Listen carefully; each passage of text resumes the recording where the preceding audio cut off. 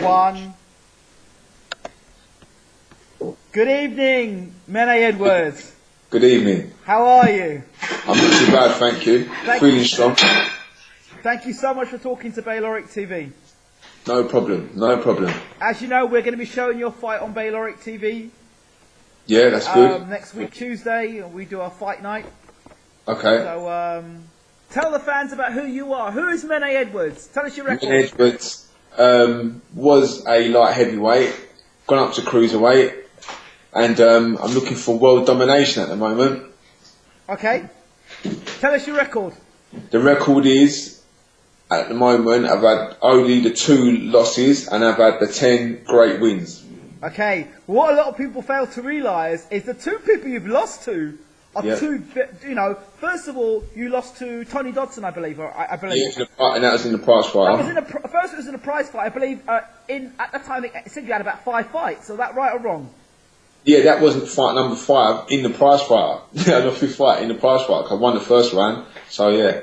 Yeah, I mean, and if you look at Tony Dodson, he's now fighting for a title again, if I'm right. Yeah, British title against Paul Smith this weekend. Yeah. And he was a former British champion as well. Yeah, that's it. And a lot of people talk a lot of great things about Tony Dodson. So really, there's no shame in that defeat. No, there isn't. And then you had a fight against Neil Dawson, who's making a lot of waves in the cruiserweight division. Oh, he is. But remember, he put me down, but I put him down as well, and it was a tight fight, and it could have gone either way. Absolutely. But, so there's lots of credit to be given to you. If you think about, people may ask, well, who's Neil Dawson? Neil Dawson has stopped Chris Keane, who big things have been talked about. Yeah. He stopped Tony Conquest. Both guys were unbeaten. Yeah. Right? And they're both punchers. They got people out early. And he stopped them within 2 rounds. Stopped one in 2 rounds and one in 1 round. You were able to go the distance with Neil Dawson. So that's a fantastic. And you dropped him as well. Yeah, that's it. That's what I mean. So the rematch is inevitable, as people say, in the future.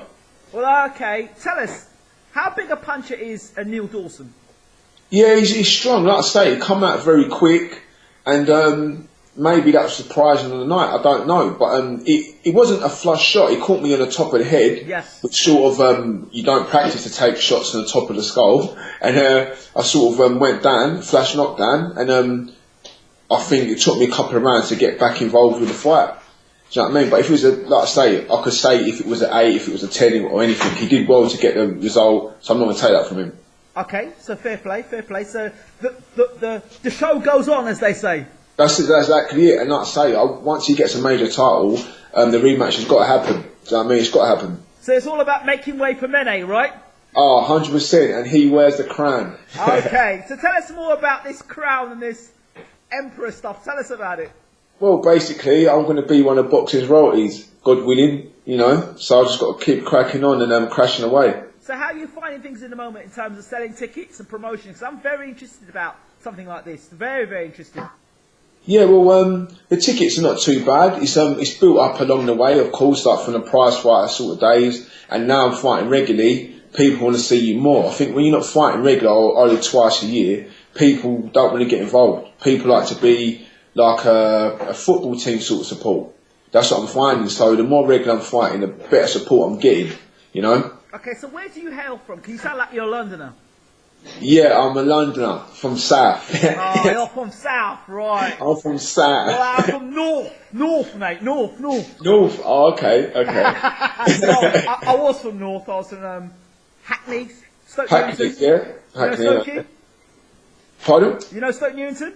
Yeah, Stoke Newington, yeah. Well, there's a few guys from there who box. Yeah. What's his name? Oh, God. Eric, the Eagle. Ochin. The Eagle Ochin, yeah. Yeah. Nice guy as well, Eric. Yeah, nice guy. And another one as well. I can't remember the other guy's name. But I think they're both with Spencer Ferron, I believe. Oh, Larry? Larry, yes. Yeah.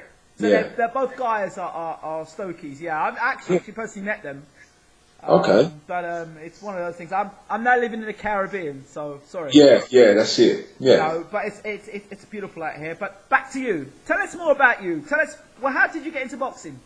It's like, no, I actually used to box when I was about 6, 7. That was just literally my brother going to the gym and things like that. Then he made me spar my friend. My friend hit me and I started crying. I never went back for ages.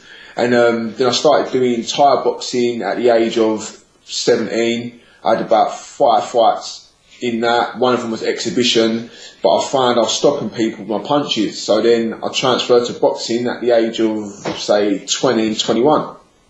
And then from there, you turned pro, or? Yeah, I was an amateur with Steve Barrett at Elton ABC. Where's and Elton? Okay, Elton. Okay. Yeah, Elton from Ryan Barrett and Steve Barrett, and had okay. Archie Dublin training me. Right. As from there, I went in the nationals of the novices. I won that outright, and then I won the Harrogate tournament, and then I turned pro. Okay. So in terms of for experience and sparring, who have you been working with in terms of for sparring for this fight?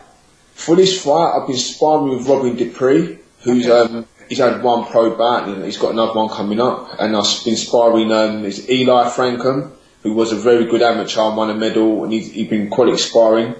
So yeah, I've had good moveabouts in the gym. So what's your arrangement with Steve Goodwin? How are you and Goodwin working on this? At the moment, what do you mean, as a deal? As a deal? Is he a manager, your promoter? Yeah, how does it work? He's my manager and promoter, and he's getting me out there a lot. Like I say, at the moment, he's put me everywhere, and I can't fault him for that. And he's got me in a regular fights, and within 6 months, I've got a title fight. So you can't, you know. So you've got a good relationship with Steve Goodwin. Oh yeah, he's a top guy. Do you know what I mean? He wants people to perspire, and obviously it helps him out as a promoter. So, you know, he's giving me opportunities, and I can't be thankful enough, you know, and I've been proving that on the weekend I win the title for him. Fantastic. So what do you know about your opponent? I don't know too much about JJ, apart from his brothers in Big Brother. Yeah, and I interviewed him actually on Bayloric TV. We interviewed him, get a 58-minute interview with him. Okay, yeah, so okay. We're the only ones in the UK to have interviewed him, so, I mean, at that distance, yeah. So yeah, he's a great guy, Daly. Yeah, no doubt, he probably is, you know. I've not really, I remember him back in the day when he boxed Leon Williams. Yes. What else? He fought recently. Okay. In a 4-rounder. But other than that, I don't really know too much about JJ. I've seen some of little glimpses of him against Bambula. And I hear other things, but like I say, it's on the night, you know, I do my homework when I get in the ring. So are you one of these guys who looks at YouTube and goes through YouTube and watch fights and stuff? Or do you keep away from that sort of stuff? I have a little look. I'd be lying to say if I didn't look, but I don't really study. You've only got to look at someone a couple of times, and then you sort of have a glimpse so you can look at his physique and whatnot and what he does okay. And then that's it. I won't be there every day and thinking about him. Do you know what I mean? I'll just do my training. As long as you're doing the hard work in the gym, you're going to be successful in the night. Do you know what I mean? Okay, so if you do boxing, you box all the time, or do you have a job outside of boxing, or? No, that's it. Full-time boxing at the moment. Yeah, full-time boxing at the moment. Okay. I was doing the air conditioning, and then my firm sort of was sponsoring me, so that sort of helped me out with a bit of money and things, and you know, so I'm okay at the minute. Yeah. So you're happy in the boxing game then? Yeah, of course I'm happy. Like I say, things have changed a lot with Steve because I'm getting out of regular. So, like I say, a fighter wants to fight. You don't want to be in the gym every day with no incentive for a fight day. So, the British Cruiserweight division, how does Menay fit into British Cruiserweight division? You win this fight, you get this title fight, you win the title fight. Where does Menay go next? Well, obviously, the British title is what everyone wants. Like that's what you come in the game for. But I'm not going to rush and go for the British title. Do you know what I mean? I'd like to win this, defend it, and then work my way up. Not slowly, because as soon as, but maybe next year, you know. But it's no rush for the British title. When I'm ready, I'm ready. I believe I'm ready now. But obviously, they hold the reins of me and let me get a bit more experience, you know. Yeah, there's a couple of good fights out there for you as well. You got China Clark. Yeah. Chris Keane, obviously, he's come off the loss with Dawson. Yeah, that's it. The rematch with Dawson. Oh yeah, that's what we definitely want. Yeah. Dickinson, yeah. I saw you win against McPhilbin. Yeah. Came in good shape with you. So how did you view that fight with McPhilbin?